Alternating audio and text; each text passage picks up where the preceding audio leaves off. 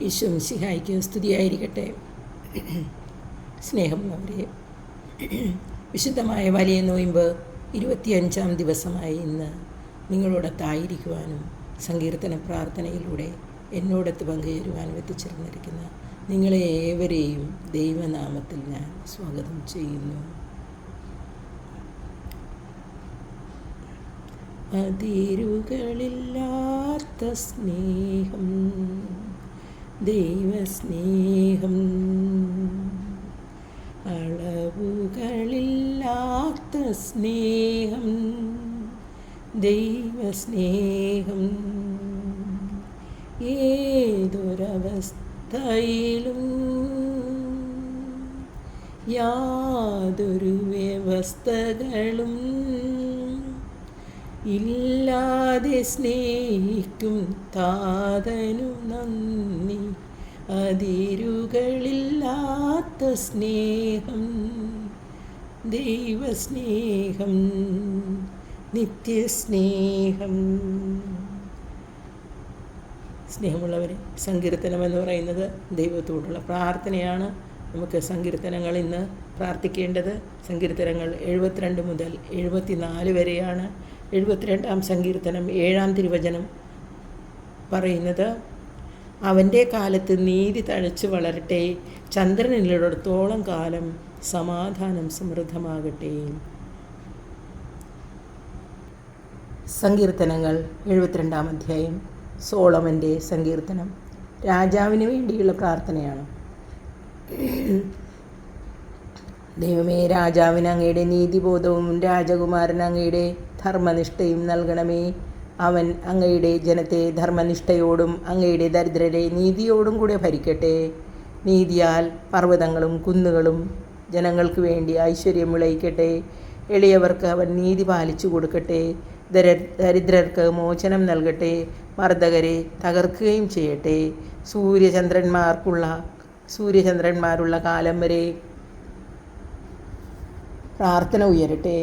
അവൻ്റെ മേൽ സൂര്യചന്ദ്രന്മാരുള്ള കാലം വരെ തലമുറകളോളം അവൻ ജീവിക്കട്ടെ. അവൻ വെട്ടിനിർത്തിയ പുൽപ്പുറങ്ങളിൽ വീഴുന്ന മഴ പോലെയും ഭൂമിയെ നനയ്ക്കുന്ന വർഷം പോലെയുമായിരിക്കും. അവൻ്റെ കാലത്ത് നീതി തഴച്ചു വളരട്ടെ. ചന്ദ്രനുള്ളിടത്തോളം കാലം സമാധാനം പുലരട്ടെ. സമുദ്രം മുതൽ സമുദ്രം വരെയും നദി മുതൽ ഭൂമിയുടെ അതിർത്തികൾ വരെയും അവൻ്റെ ആധിപത്യം നിലനിൽക്കട്ടെ. വൈരികൾ അവൻ്റെ മുൻപിൽ ശിരസ്സ് നമിക്കട്ടെ. അവൻ്റെ ശത്രുക്കൾ പൊടിമണ്ണ് നക്കട്ടെ. താർഷീഷിലെയും ദ്വീപുകളിലെയും രാജാക്കന്മാർ അവന് കപ്പം കൊടുക്കട്ടെ. ഷേബായിലെയും സേബായിലെയും രാജാക്കന്മാർ അവന് കാഴ്ചകൾ കൊണ്ടുവരട്ടെ. എല്ലാ രാജാക്കന്മാരും അവൻ്റെ മുൻപിൽ സാഷ്ടാംഗം പ്രണമിക്കട്ടെ. എല്ലാ ജനതകളും അവനെ സേവിക്കട്ടെ. നിലവിളിക്കുന്ന പാവപ്പെട്ടവനെയും നിസ്സഹായനായ ദരിദ്രനെയും അവൻ മോചിപ്പിക്കും. ദുർബലനോടും പാവപ്പെട്ടവനോടും അവൻ കരുണ കാണിക്കും. അഗതികളുടെ ജീവൻ അവൻ രക്ഷിക്കും. പീഡനത്തിൽ നിന്നും അക്രമത്തിൽ നിന്നും അവരുടെ ജീവൻ അവൻ വീണ്ടെടുക്കും. അവരുടെ രക്തം അവന് വിലയേറിയതായിരിക്കും. അവന് ദീർഘായുസ്സുണ്ടായിരിക്കും.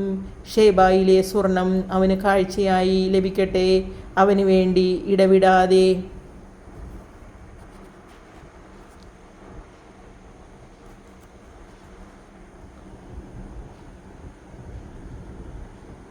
പ്രാർത്ഥന ഉയരട്ടെ. അവൻ്റെ മേൽ അനുഗ്രഹമുണ്ടാകട്ടെ. ഭൂമിയിൽ ധാന്യ സമൃദ്ധി ഉണ്ടാകട്ടെ. മലകളിൽ കതിർക്കുല ഉയരട്ടെ. ലെബനോൻ പോലെ അത് ഫലസമൃദ്ധമാകട്ടെ. വയലിൽ പുല്ലുപോലെ നഗരങ്ങളിൽ അവ വർദ്ധിക്കട്ടെ. ജനം വർദ്ധിക്കട്ടെ. അവൻ്റെ നാമം നിത്യം നിലനിൽക്കട്ടെ. സൂര്യനുള്ളിടത്തോളം കാലം അവൻ്റെ കീർത്തി നിലനിൽക്കട്ടെ. അവനെപ്പോലെ അനുഗ്രഹീതരാകട്ടെ. എന്നും ജനം പരസ്പരം ആശംസിക്കട്ടെ. ജനതകൾ അവനെ അനുഗ്രഹീതൻ എന്ന് വിളിക്കട്ടെ. ഇസ്രായേലിൻ്റെ ദൈവമായ കർത്താവ് വാഴ്ത്തപ്പെടട്ടെ. അവിടുന്ന് മാത്രമാണ് അത്ഭുതങ്ങൾ പ്രവർത്തിക്കുന്നത്. അവിടുത്തെ മഹത്വപൂർണമായ നാമം എന്നേക്കും വാഴ്ത്തപ്പെടട്ടെ. അവിടുത്തെ മഹത്വം ഭൂമിയിലെങ്ങും നിറയട്ടെ. ആമീൻ, ആമീൻ. യെസ്സയുടെ പുത്രനായ ദാവീദിൻ്റെ പ്രാർത്ഥനയുടെ സമാപ്തി. സങ്കീർത്തനങ്ങൾ 73. ദുഷ്ടൻ്റെ ഐശ്വര്യം. ആസാഫിൻ്റെ സങ്കീർത്തനം. ദൈവം ഇസ്രായേലിന് നല്ലവനാണ്, നിർമ്മലമായ ഹൃദയമുള്ളവർക്ക് തന്നെ. എൻ്റെ കാലുകൾ ഇടറാൻ ഭാവിച്ചു, എൻ്റെ പാദങ്ങൾ വഴുതാൻ തുടങ്ങി. ദുഷ്ടൻ്റെ ഐശ്വര്യം കണ്ടിട്ട് അഹങ്കാരികളോട് എനിക്ക് അസൂയ തോന്നി. അവർക്ക് തീവ്രവേദനകളില്ല, അവരുടെ ശരീരം തടിച്ചു കൊഴുത്തിരിക്കുന്നു. അവർക്ക് മറ്റുള്ളവരെ പോലെ കഷ്ടതകളില്ല, മറ്റുള്ളവരെ പോലെ അവർ പീഡിതരുമല്ല. ആകയാൽ അവർ അഹങ്കാരം കൊണ്ട്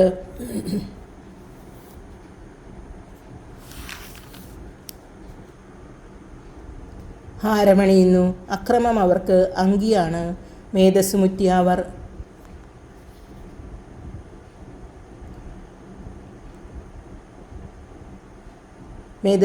അവർ അഹന്തയോടെ വീക്ഷിക്കുന്നു. അവരുടെ ഹൃദയങ്ങൾ ഭോഷത്വം കവിഞ്ഞൊഴുകുന്നു. അവർ പരിഹസിക്കുകയും ദുഷ്ടതയോടെ സംസാരിക്കുകയും ചെയ്യുന്നു. പീഡിപ്പിക്കുമെന്ന് അവർ ഗർവ്വോടെ ഭീഷണിപ്പെടുത്തുന്നു. അവരുടെ അധരങ്ങൾ ആകാശത്തിനെതിരെ തിരിയുന്നു. അവരുടെ നാവ് ഭൂമിയിൽ ദൂഷണം പരത്തുന്നു. അതുകൊണ്ട് ജനം അവരെ പ്രശംസിക്കുന്നു, അവരിൽ കുറ്റം കാണുന്നില്ല. ദൈവത്തിന് എങ്ങനെ അറിയാൻ കഴിയും? അത്യുന്നതന് അറിവുണ്ടോ എന്ന് അവർ ചോദിക്കുന്നു. ഇവരാണ് ദുഷ്ടർ, അവർ സ്വസ്ഥത അനുഭവിക്കുന്നു, അവരുടെ സമ്പത്ത് വർദ്ധിക്കുന്നു. ഞാൻ എൻ്റെ ഹൃദയത്തെ നിർമ്മലമായി സൂക്ഷിച്ചതും എൻ്റെ കൈകളെ നിഷ്കളങ്കതയിൽ കഴുകിയതും വ്യർത്ഥമായി. ഞാനിതാ ഇടവിടാതെ പീഡിപ്പിക്കപ്പെടുന്നു, എല്ലാ പ്രഭാതത്തിലും ദണ്ഡനമേൽക്കുന്നു.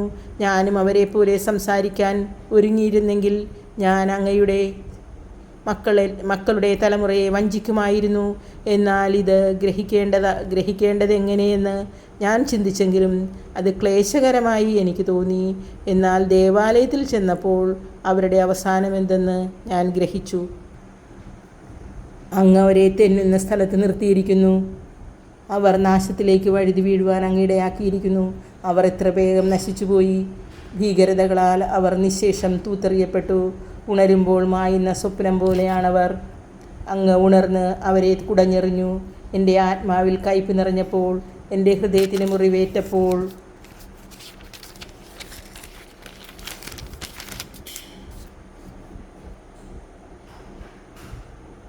ഞാൻ മൂഢനും അജ്ഞനുമായിരുന്നു. അങ്ങയുടെ മുൻപിൽ ഞാനൊരു മൃഗത്തെ പോലെയായിരുന്നു.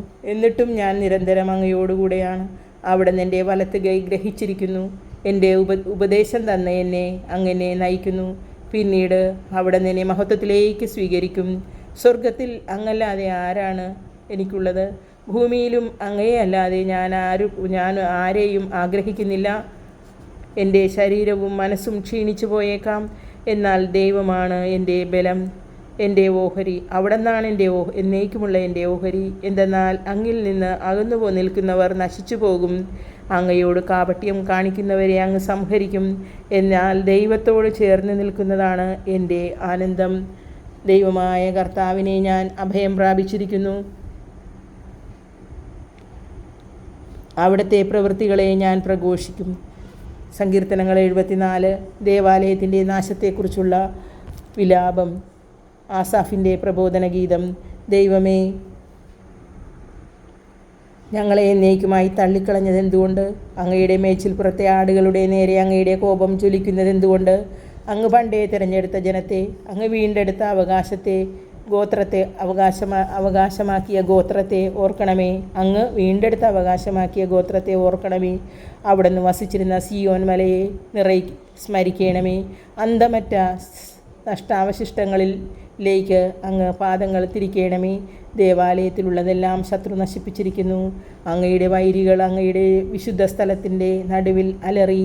അവിടെ അവർ തങ്ങളുടെ വിജയക്കൊടി നാട്ടി. മരം വെട്ടുകാർ മരം മുറിക്കുന്നത് പോലെ അവർ ദേവാലയത്തിൻ്റെ കവാടത്തിലെ കടഞ്ഞെടുത്ത അഴികൾ മഴുകൊണ്ടും കുടം കൊണ്ടും തകർക്കുന്നു. അങ്ങയുടെ ആലയത്തിന് അവർ തീവച്ചു. അങ്ങയുടെ നാമം വസിക്കുന്ന ശ്രീകോവിൽ അവർ ഇടിച്ചു നിരത്തി അശുദ്ധമാക്കി. അവരെ നമുക്ക് കീഴടക്കാമെന്ന് അവർ തങ്ങളോട് തന്നെ പറഞ്ഞു. ദേശത്തെ ആരാധനാ കേന്ദ്രങ്ങളെല്ലാം അവർ അഗ്നിക്കിരയാക്കി.